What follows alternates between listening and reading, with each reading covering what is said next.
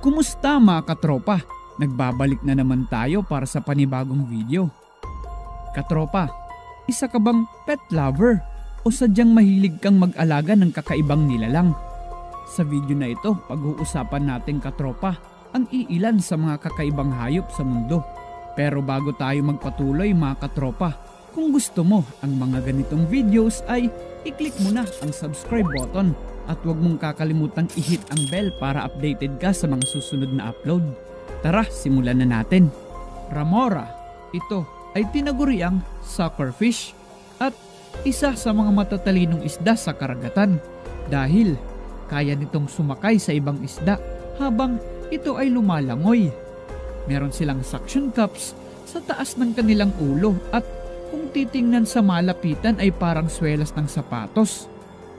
Ginagamit ng Ramora ang kanilang suction cups para mapalapit sa ibang isda. Ginagamit nila ito at sumasakay at kung minsan ay sumasabay sa mga pawikan, pating at mga whale sharks o sa Pilipinas tinatawag natin itong butanding. Sa ibang lugar kagaya ng dagat ng India, ginagamit ang mga Ramora bilang pain sa panguhuli ng pawikan. Ang mga coconut crab ay pangkaraniwan ng makikita lalong-lalo na sa mga tabing dagat o dalampasigan.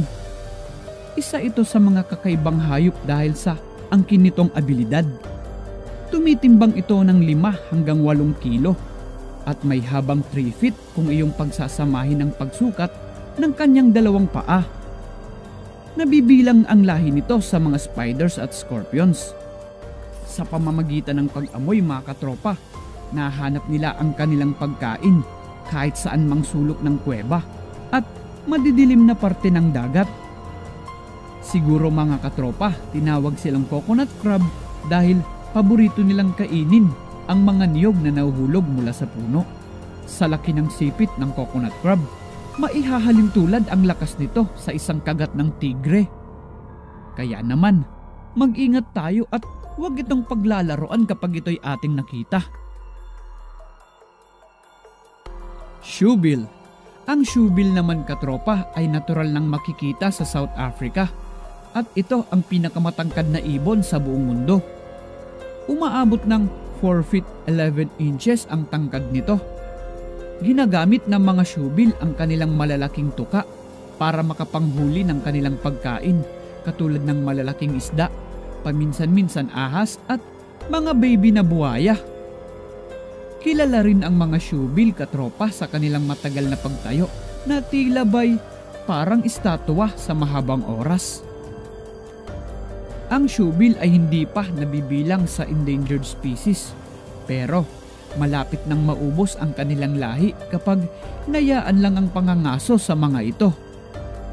Ang lalaking shoebill ay mas malaki kaysa sa babaeng shoebill. Ang mga shoebill ay nakakalipad pero hindi nagtatagal at hindi kataasan ang layo nito sa lupa dahil na rin sa bigat nito. Ceylon frogmouth. Ang mga ito ay makikita sa bansang Sri Lanka at Southern India. Ang mga ibong ito ay parang mga galit kung titingnan pero ito ay maaamo at di naman maselang alagaan. May kukumpara sa isang palaka ang kanilang tuka. Dahil sa laki ng kanilang tuka, maaaring magkasya ang isang malaking kamatis.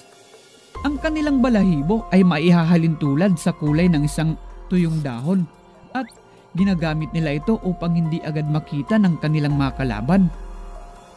Mahirap din silang mahanap dahil minsan lang sila magpakita at mahirap din silang makita sa madaling araw.